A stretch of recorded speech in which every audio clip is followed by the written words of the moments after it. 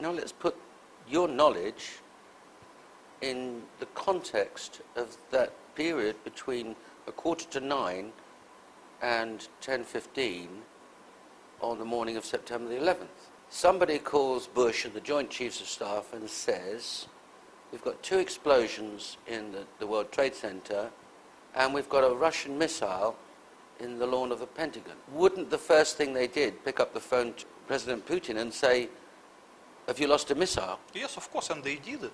As you can review the timetable of September 11 events very carefully, you will see that there were telephone conversations between Putin and Condoleezza Rice.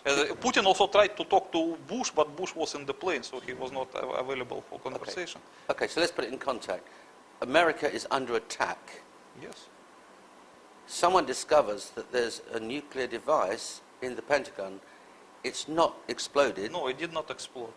Right. If it would explode, we will not see Washington today. It's a half megaton. Sure. It's more than 25 times bigger than Hiroshima bomb. Because Hiroshima bomb was less than 20 kilotons. And it's not underground, it's above ground. If it would explode above ground because it hit the wall of the Pentagon. Yes. It's supposed to explode at this level. So then what happens next? The Doomsday plane you talk about in your book. Tell us about the Doomsday plane. Well, many people cannot find explanation why the so-called Doomsday plane was seen flying over the White House. Over the White House at September 11.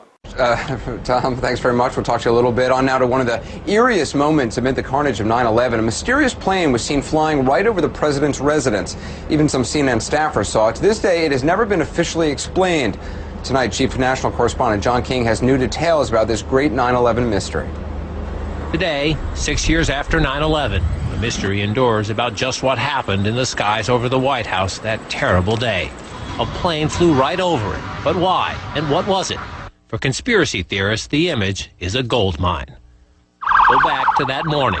Suddenly, an orderly evacuation of the White House turned hectic. In New York, the Twin Towers had collapsed. There was word of an explosion at the Pentagon. And then Secret Service warnings of another plane still on course for Washington. It appeared overhead just before 10 a.m., a 4-engine jet banking slowly in the nation's most off-limits airspace, on the White House grounds and the rooftop, a nervous scramble. About 10 minutes ago, there was a white jet circling overhead.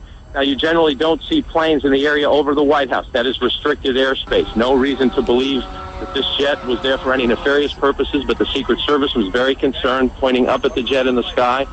And still today, no one will offer an official explanation of what we saw. 2 government sources familiar with the incident tell CNN it was a military aircraft, but say the details are classified. This comparison of the CNN video and an official Air Force photo suggests the mystery plane is among the military's most sensitive aircraft, an Air Force E-4B. Note the flag on the tail, the stripe around the fuselage, and the telltale bubble just behind the 747 cockpit area.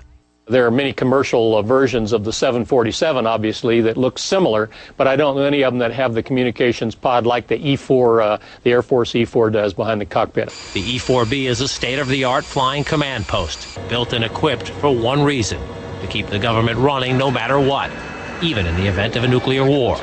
The reason it was nicknamed the Doomsday Plane during the Cold War. They exercise this type of thing all of the time, and they simply don't talk about it.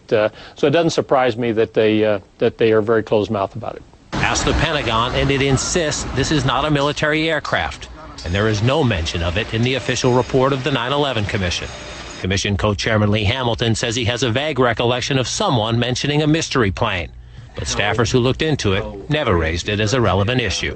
When you're conducting a major investigation, you get thousands of things that come at you. You can't possibly sort through them all.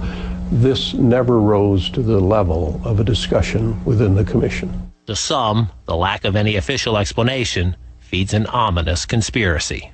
This is from an online discussion about the plane on the website 911blogger.com. I have always thought these planes were exactly that, mission control for the 9/11 attack on our country.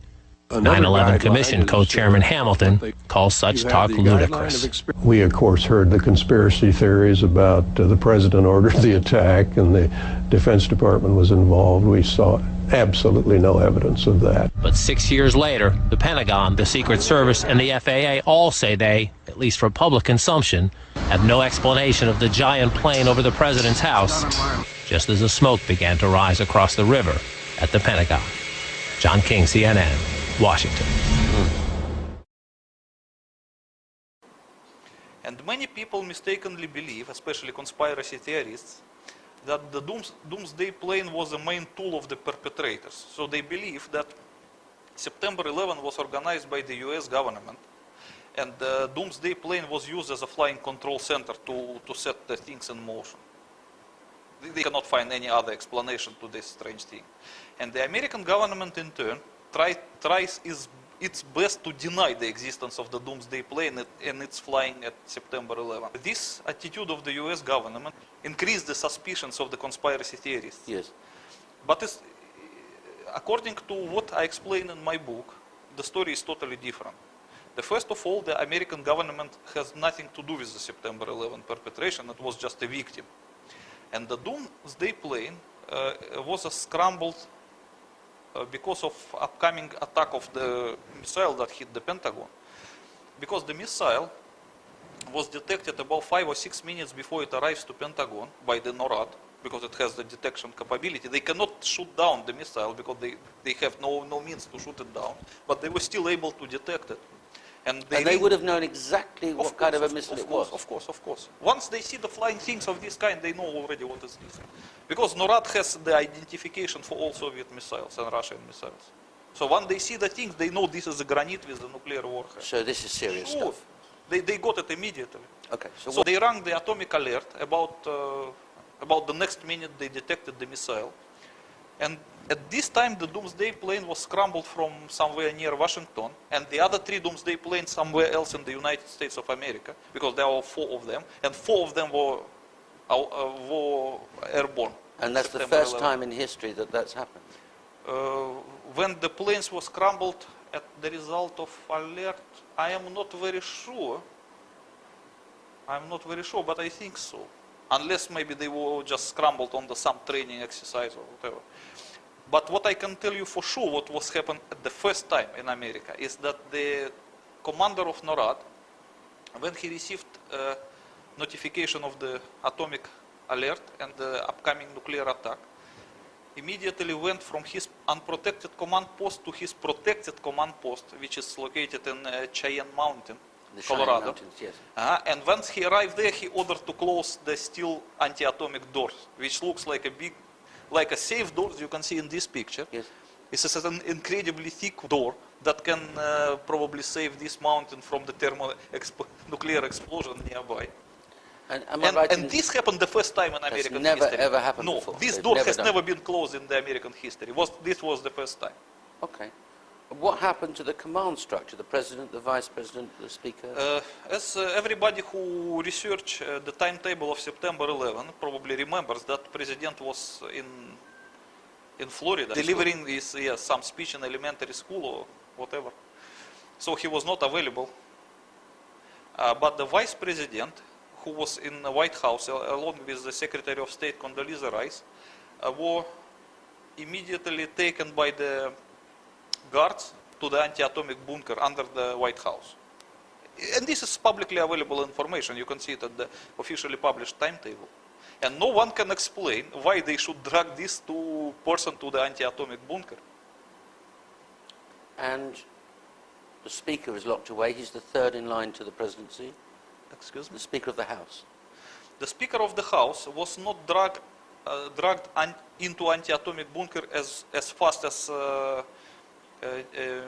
Cheney. Vice President Cheney and Condoleezza Rice. But he was also ordered by the same guards to be urgently relocated to some other bunker outside of that area. Because according to the American contingency plans, they cannot keep all the top figures into one place. They have to separate them into different places. But as you look at the timetable, he would have no chance. Because the time they were trying to take him out, the granite already hit the wall of the Pentagon. It's supposed to produce a nuclear explosion. So probably only Cheney and Condoleezza Rice have chance to survive.